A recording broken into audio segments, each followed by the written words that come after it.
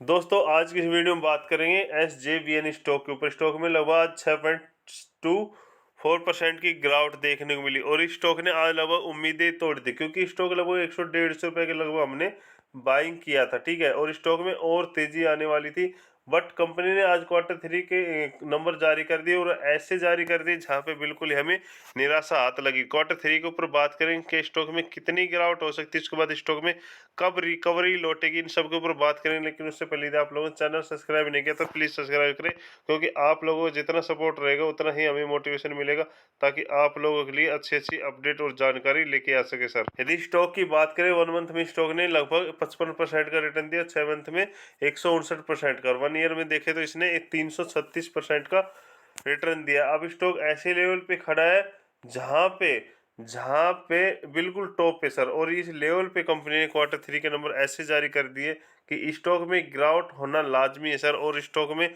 और भी गिरावट होगी। बट जिन्होंने जिन्होंने 150 के भाव पे लगभग स्टॉक को खरीदा ऊपर लेवल पे, देखो सर मार्केट में ये है कि गिरावट तो होगी, ठीक है। कंपनी के नंबर अप डाउन चलते रहेंगे, लेकिन आप लोगों को यहाँ पे पैनिक नहीं होना है, ठीक है। बट स्टॉक को थोड़ा टाइम दो, ठीक है, थोड़ा हरूल आएगा, बट स्टॉक इस लेवल से निकलता हुआ दिखाई देगा सर। ये नहीं कि आपने टॉप पे ले लिया तो स्टॉक में गिरावट होगी। अच्छी कंपनी है और कंपनी को लगातार ऑर्डर मिल रहे हैं सर, इस कंपनी को लगातार ऑर्डर मिल रहे हैं, तो कंपनी इस क्वार्टर में ना दिखा पाई, तो हो सके अगले Q4 में दिखा पाएगी, ठीक है। वहां पे स्टॉक में जंप देखने को मिलेगा स्टॉक, ठीक है। यहाँ गिरेगा फिर स्टॉक भागेगा, बट आपको लॉस लेके नहीं जाना सर स्टॉक में, ठीक है। थोड़ा बने रहना, टाइम देना, ठीक है।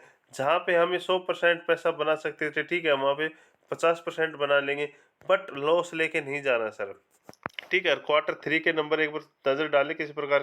हालांकि एक छोटी सी खुशखबरी है स्टॉक में, क्योंकि इसी स्टॉक ने लगभग 1.15 पैसे का, 1 रुपये 15 पैसे का डिविडेंड अनाउंस किया है, जिसकी रिकॉर्ड डेट है 21 फरवरी है, ठीक है सर। और लगभग रिकॉर्ड डेट तक, जिसके पास रिकॉर्ड डेट तक इसे कंपनी के शेयर रहेंगे, उनको 1 रुपये 15 पैसे का डिविडेंड मिलेगा, जितने शेयर रहेंगे उसके हिसाब से। और ये पेमेंट स्टार्ट हो जाएगी सर, इन्होंने दे रखा 4 मार्च से, ठीक है, 4 मार्च के लगभग ये पेमेंट हो जाएगी, ठीक है।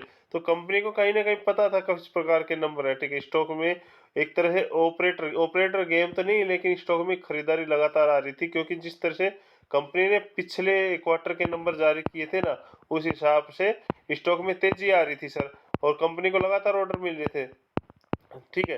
तो अब स्टॉक में क्या है, शॉर्ट टर्म वाले क्या है, पहले ही प्रॉफिट बुक कर लिया, ठीक है। स्टॉक में गिरावट हुई, कंपनी के जो Q3 के नंबर हैं, कहीं ना कहीं इस बार बिल्कुल लो देखने को मिले हैं। ना तो ईयरली वाइज भी जंप देखने को नहीं मिला, क्वार्टर वाइज तो कहाँ मिलेगा, क्योंकि पिछले क्वार्टर कंपनी के नंबर ब्लास्ट थे सर, ठीक है। यानी कि यहाँ पे देखो कंपनी की टोटल इनकम ये जो लाख में दी गई, यानी कि 60,772 यानी कि 607 करोड़ की कहीं ना कहीं कंपनी की टोटल इनकम है सर।